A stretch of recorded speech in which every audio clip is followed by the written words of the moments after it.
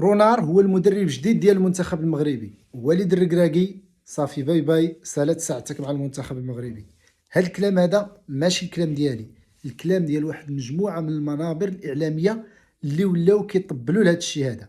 ايها الاخوان، بزاف ديال المنابر الاعلاميه ولا عندهم نفس الكلام، يعني بحال اتفقوا بين ليله وضحاها، اتفقوا باللي ان وليد الركراكي خصو يمشي في حاله. وانا ضد هذه الفكره هذه ديال ان والد الركراكي يمشي دابا بحالو ويرجع رونار.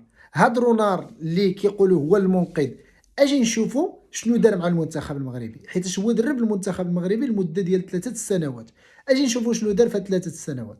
صحيح في 3 سنوات قدر يوصلنا لكأس العالم بعد ما غبنا عليه 20 عام، يعني من سنة 1998 ما وصلنا لكأس العالم حتى وصلنا له مع رونار سنة 2018 في روسيا. صحيح هذا الكلام هذا صحيح، ولكن المشكل ماشي في كأس العالم، لأن كأس العالم راه والد الركراكي مشى لكأس العالم ووصل حتى للدور ديال نصف النهائي. المشكل اللي عند المغاربة هو مع كأس إفريقيا. إذا أجي نشوفوا هاد رونار اللي كيروجوا لنا هاد المواقع وهاد الصحافة باللي أنه هو اللي غادي يجي يدي لنا كأس إفريقيا. أجي نشوفوا شنو دار في كأس إفريقيا. كأس إفريقيا ديال 2017 خرجنا من الدور يعني الثاني، يعني مباشرة تأهلنا خرجنا من الدور الثاني، يعني ما وصلناش حتى النصف النهائي. ديك الساعة كانت باقا الربع النهائية هو الدور الثاني.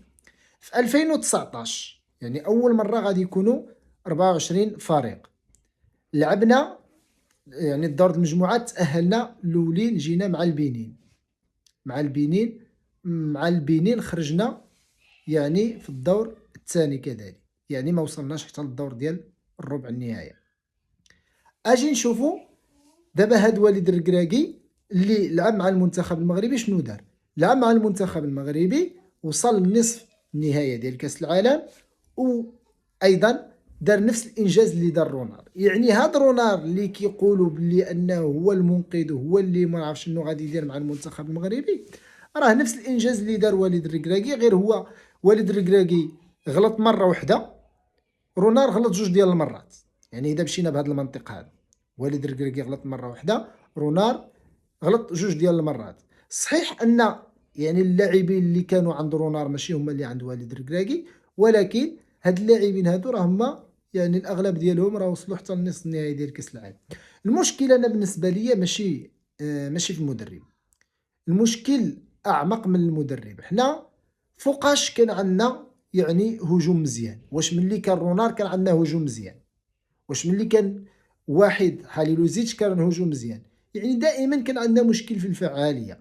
وهذا المشكل ديال الفعاليه راه ماشي مشكل ديال المنتخب فقط، ماشي ديال المغرب فقط، راه اغلب المنتخبات عندها مشكل هذا، خصوصا ملي ولا هذا اللعب ولا هذا السيستيم دو جو جديد ديال ان الفريق كيجي كيغلق عليه كل شيء وكيخليك انك يعني دير اللي بغيت. وهذا اللعب هذا هو اللي درناه حنايا في كاس العالم، وهو اللي خلانا اننا نوصلوا للدور ديال نصف النهائي. حيت في كاس العالم ما كناش مرشحين وكنا حنا داك الفريق الضعيف، يعني كنا كنديروا داك اللعب اللي دارت انغولا واللي دارت موريتانيا معنا، درناه سواء مع بلجيكا، درناه مع اسبانيا، درناه مع البرتغال، وقدرنا نوصلوا حتى النصف النهائي. يعني كرة القدم تغيرات.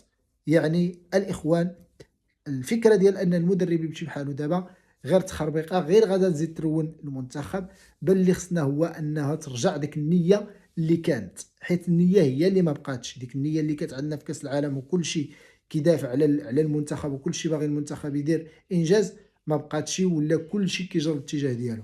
ها اللي ودادي خصو الوداديين، ها اللي رجاوي خصو الرجاويين، ها اللي عنده شي مصلحه، ها اللي عنده شي وكيل ديال شي لاعب باغي يدخلو المنتخب.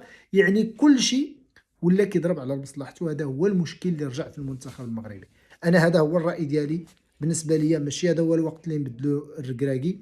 باقي يعني فرص فين اننا نختبروه ونشوفوه، لانه كيصنعنا فريق جديد. نعطيوه الوقت ومن بعد يكون كلام اخر. هذا ما كان.